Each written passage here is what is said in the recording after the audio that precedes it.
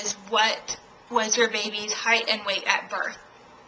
I'm sorry, y'all, my hair is doing something crazy today. At birth, she was 7 pounds, 14 ounces. When we left the hospital, she had dropped to 6 pounds, 12 ounces, I think. So she lost a lot of weight initially right before we left the hospital.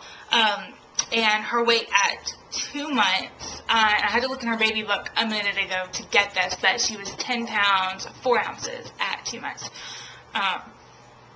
Which is a pretty good weight gain. That's about a 3-pound gain in 2 months. So she was growing so fast. She still is. How many newborn diapers did we go through?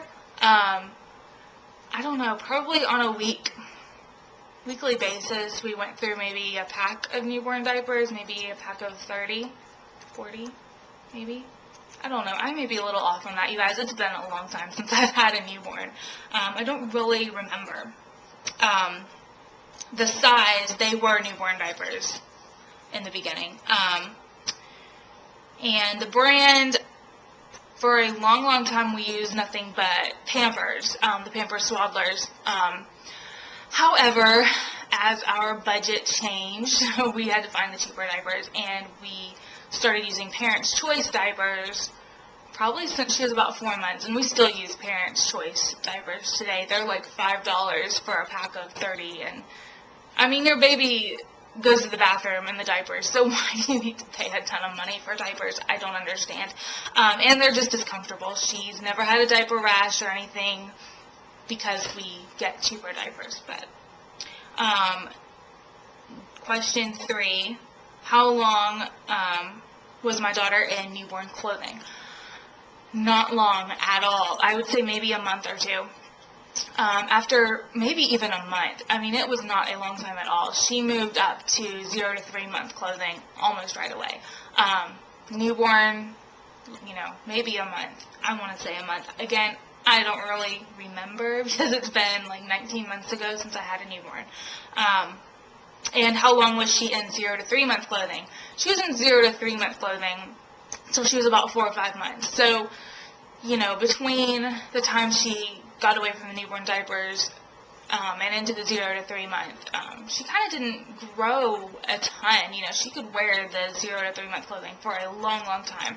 And I remember it was really nice because at my baby shower, that was the only size I got. It was ridiculous. I got all 0 to 3 month stuff, but it turned out to be a good thing because that's the size clothing that she wore most. I'm sorry, you guys, I have like spots on the camera.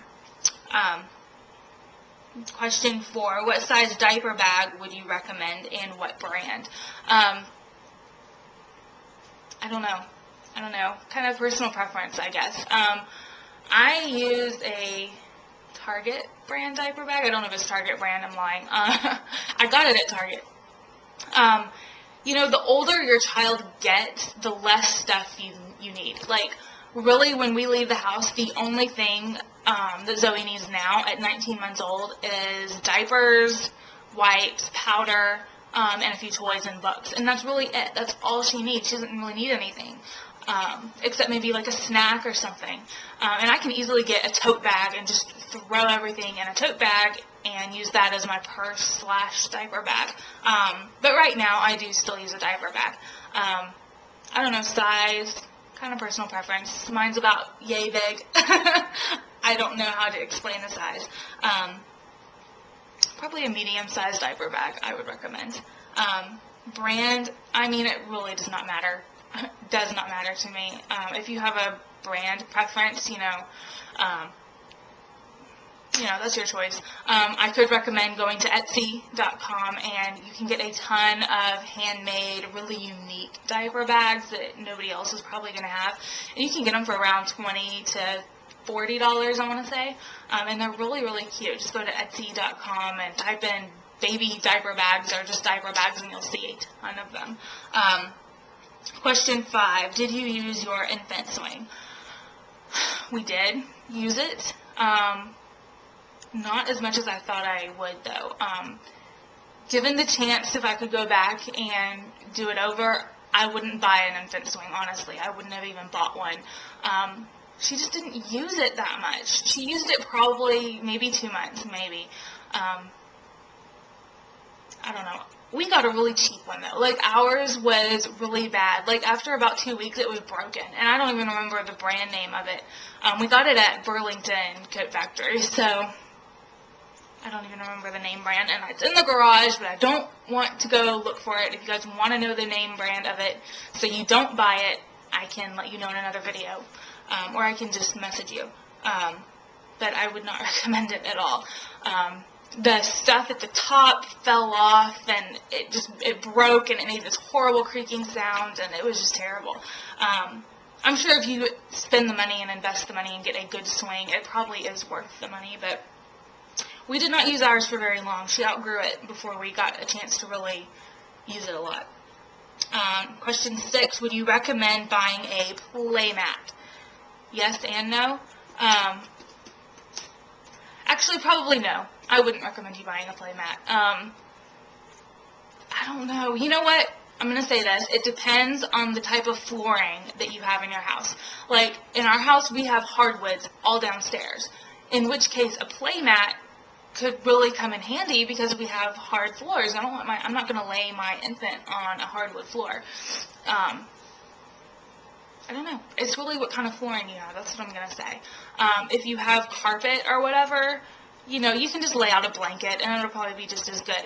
However, the play mat does have little hooks that you can hook different toys onto that they can play with, whereas a blanket probably doesn't have that. But, on the other hand, you could set toys around them on the blanket. So, personal preference, I guess, and depending on the type of flooring that's in your house, you know, where are you going to be laying your baby down? Obviously, you're not going to lay your kid down on, like, cold tile flooring or something without a play mat. So, personal preference. I lost my spot. Question 7, would you recommend buying a bouncy seat? I don't know. We didn't buy a bouncy seat. We never had a bouncy seat. Because we got the swing, so we thought if we have a swing, we probably won't need the bouncy seat. However, there were times when my daughter was little that I wished we had had a bouncy seat. Like when I'm cooking in the kitchen, it would have been nice to like sit her on the counter in the bouncy seat and still be able to do all my work and stuff. So I don't know. And I'm sorry, y'all, my hair, I don't know what it's doing. It's not behaving. Question 8, would you recommend a bassinet and a pack and play? No, you need one or the other. We got the pack and play. We didn't get a bassinet. I don't know. We were so tight on money when our daughter was born because she wasn't exactly 100% planned, but so we weren't exactly where we wanted to be financially. So we were kind of having to weigh the odds. Would we want a bassinet or a pack and play? And our logic with the bassinet versus the pack and play is that she can sleep in the pack and play until she's 2 or 3. You know, she can sleep in that a long, long time. Plus, it has the infant part, like kind of like a bassinet that you put in it. Plus, it's a playpen. Plus, a changing table. So we kind of got the 3-in-1 deal. And we have used her pack and play a ton. We've used it. She slept in the pack and play by our bed until she was about 4 or 5 months old, and then she moved to her own bed. But even after that, whenever we would go out of town or on long car trips or going to visit in-laws for Thanksgiving and Christmas, we would take the pack and play, and she would sleep in that. And it was really nice. Last year at the 4th of July, we had a huge family reunion, and we just set her pack and play up under a tree outside, and she played in her pack and play for hours and hours, and it was so nice because we didn't have to worry about her crawling around and getting into stuff, and it was really nice. So yeah, I would recommend a pack and play over a bassinet, but again, personal preference.